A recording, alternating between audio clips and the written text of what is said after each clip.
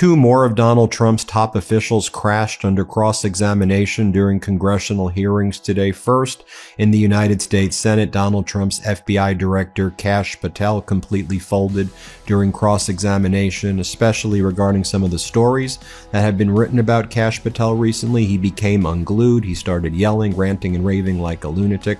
I'll show you what went down there. You're not going to want to miss this. Then separately, in the House of Representatives, Donald Trump's Housing and Urban Development Secretary Scott. What does President Trump mean when he says that Taylor Swift is no longer hot? Look, he is speaking about Taylor Swift's political views and how perhaps it has impacted the support of the American public for her work, and I will leave it at that. Keep you posted every step of the way. Hit subscribe. Let's get to 7 million subscribers. There is a single Instagram post from September 10th, 2024 that Donald Trump has never been able to erase. 18 months later, in May 2026, with the Iran war in its 74th day, Trump is aboard Air Force One heading to Beijing for a high-stakes meeting with China's president. Gas prices are climbing toward a projected average near $4 a gallon, and the cost of the Iran war has reached roughly $29 billion, according to verified reporting. Yet despite all of that, one post still defines the cultural moment. That IT came from Taylor Swift, a 34-year-old pop star with hundreds of millions of Instagram followers. The artist whose tour generated more revenue than any concert tour in history. The woman whose words can fill stadiums, move markets, and drive voter registration by the hundreds of thousands. Swift saw AI-generated images of her likeness being shared by Trump's campaign to falsely imply her endorsement. She decided she had had enough. According to multiple verified outlets, Swift posted on Instagram within minutes of the September 10th, 2024 presidential debate between Kamala Harris and Trump.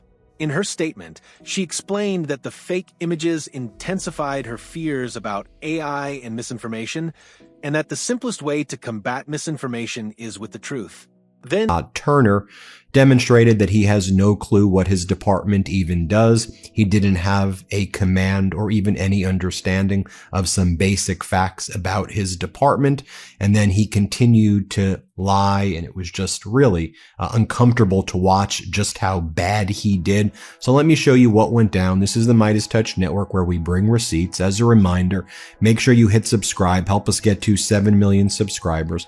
So first, I want to show you FBI Director Kash Patel blowing up as Senator Van Hollen asked him some very basic questions about the allegations that were reported in the Atlantic. And just look how Kash Patel looks. He looks unkempt.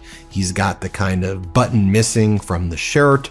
It's really ugly. Here, let's play this clip. As do the men and women of the interagency and state and local law enforcement and the White House.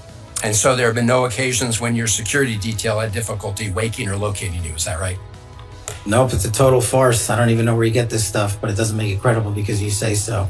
I'm not saying it, Director Patel. It's been written and documented. You are literally saying it. No, I'm saying that these are reports, Director Patel. No, and unlike your baseless reports, the only person that was slinging margaritas in El Salvador on the taxpayer dollar with a convicted gangbanging rapist was you. You know, the only person that ran up a $7,000 bar tab in Washington, D.C. at the lobby bar was you. This so the only individual in this room that has been drinking on taxpayer dime during the day is you. Director Patel, come on. These are serious allegations that were made against you. They're allegations are false. Filed. You drinking margaritas with a gangbanger is true and on video. It just goes to show you running a $7,000 bar tab at the lobby bar has been filed by your own office. This goes to show during the day. That's you. This is the ultimate example of hypocrisy. Mr. Chairman, I will not be tarnished by baseless allegations and fraudulent statements from the media. The fact that you mentioned that indicates you don't know what you are talking about. Now here, Director... The only thing I know is you're the one drinking margaritas with felons. Actually, that's a false statement, and I'm asking you about your statements. I've answered that. And I'm asking you about a particular report. And it's not a report. Testimony is... So let me ask you this. President Donald Trump is facing some flack from Swifties, Taylor Swift fans, after posting images on social media alluding to the pop star's endorsement. The images posted on Truth Social feature Taylor Swift sporting the red, white, and blue, urging fans to vote for Trump, along with several Swifties wearing Trump shirts.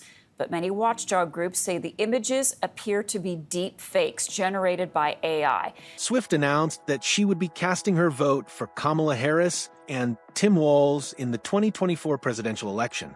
She said she was supporting Harris because she fights for the rights and causes that need a warrior to champion them, describing her as a steady-handed and gifted leader. Swift wrote that the country could accomplish far more if it were led by calm rather than chaos. She signed the post, "With love and hope, Taylor Swift, childless cat lady." That sign-off was no accident. It was a direct response to J.D. Vance, who had previously dismissed Democratic leaders as childless cat ladies. Swift reclaimed the insult, turned it into an identity, and weaponized it. The post surpassed 11 million likes in under 24 hours. Hundreds of thousands of people flooded the federal voter registration website within hours. The Harris-Walz campaign immediately leaned into the moment, rolling out Swift-themed messaging and merchandise. By every measurable engagement metric, it became the most consequential celebrity endorsement of the 2024 American presidential election. Trump, watching from Trump Tower as polling models shifted and voter registration surged, responded the way he always does when publicly challenged by a famous woman. Days later, he posted on his social media platform in all capital letters, "I hate Taylor Swift." For words, screamed into the internet. Are you willing to take the test, it's called the audit test, that members of our active duty military and others take to determine whether they have a drinking problem? I'll take any test you're willing to take. I will take it, Director Patel. I'll take it. You ready to take it? Let's go. Yes or no? Let's go. Side by side. I'll take it. All right. More from Senator Van Hollen cross-examining Kash Patel right here. And then Kash Patel starts to lie and attack Senator Van Hollen.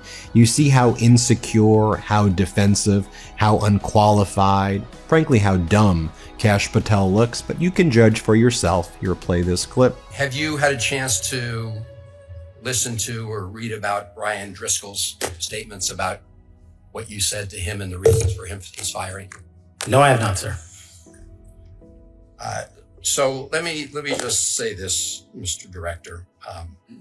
In your response to me earlier, where you had a little bit of a blow up, you made a couple provably false statements. So did you. No, Mr. Director, I was reading about and asking you to respond to allegations that are made. In fact, I was giving you an opportunity to do that, and you took that opportunity.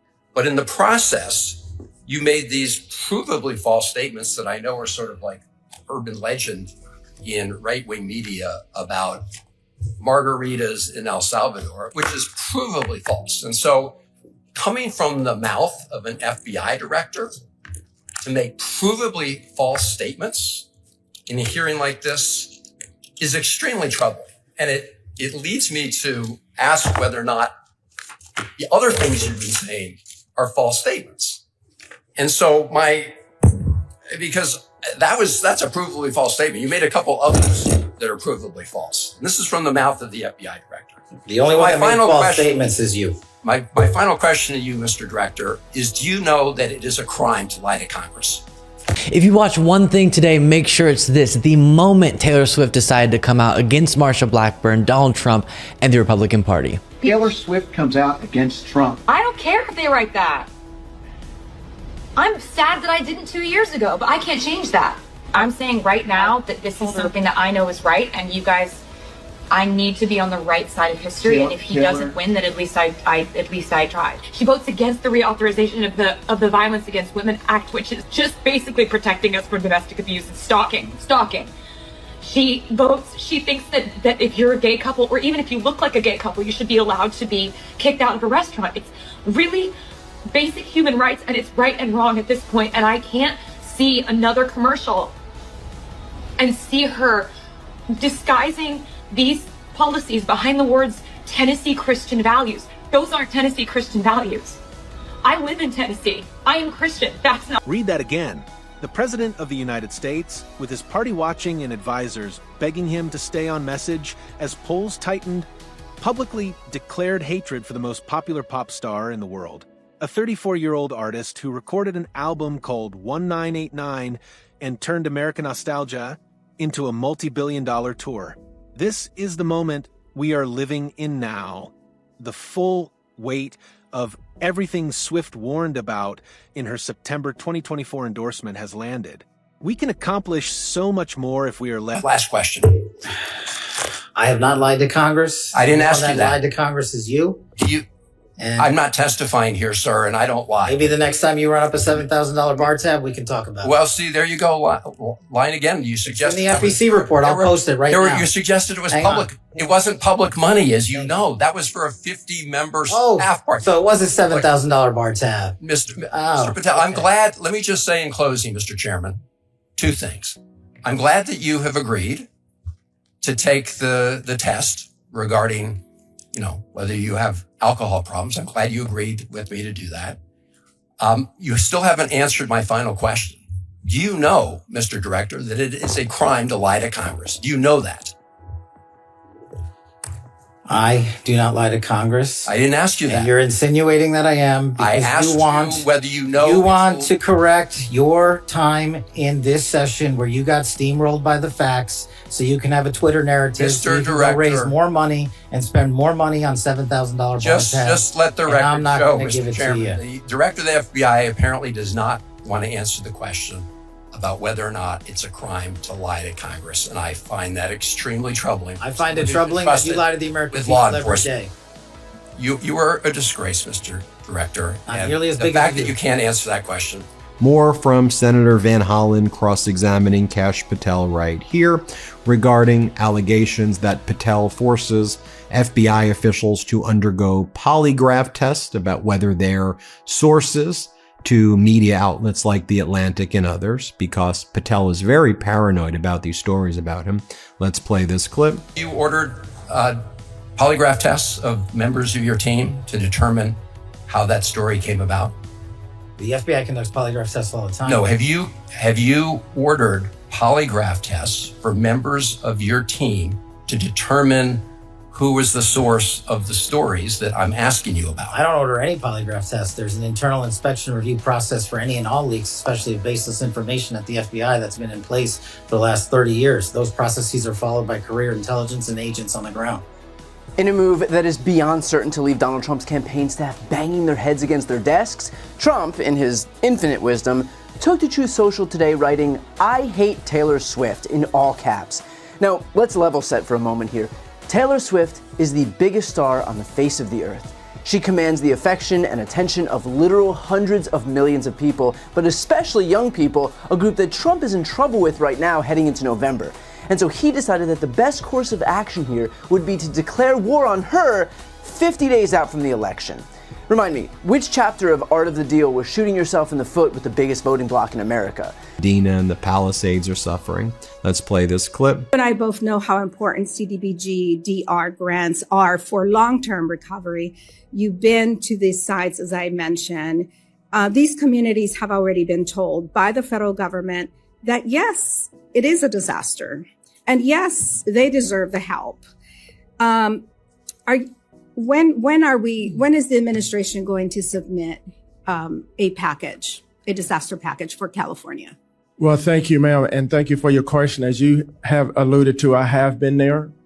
We visited Altadena, and we visited the Palisades, and I had an opportunity to talk with the family members and pastors that lost churches, families that lost schools, and these families do want to rebuild, as you know. Yes, but when is the administration going to submit that request? Yes, ma'am. Well, as you know, you all are the appropriators of that. I know, but my question is to you. Yes, ma'am, I understand. When is the White House going to do yes, that? Ma'am, I understand. If you're not able to answer that question today. Well, that's okay. I do have just one thing to say is that, a lot of large in part, part of the problem, from what I understand and talking to the locals, is with local leadership. Okay. And the stewardship I of those would like to dollars have an opportunity prior. to Yes, ma'am. discuss with you and your staff at length, since you're not able to give me an answer here today. There shouldn't be any mention of any supplemental like the Iran war, illegal Iran war, without giving California what it needs. California pays $275 billion more in federal taxes than it receives in federal funding. Every single program, every agency in this government is subsidized by hardworking Californians that have been injured, no fault of their own, and they deserve a government that is responsive to them in their time of need. Then you can see right here, Congresswoman DeLauro realizes that HUD Secretary Scott Turner doesn't really know what he's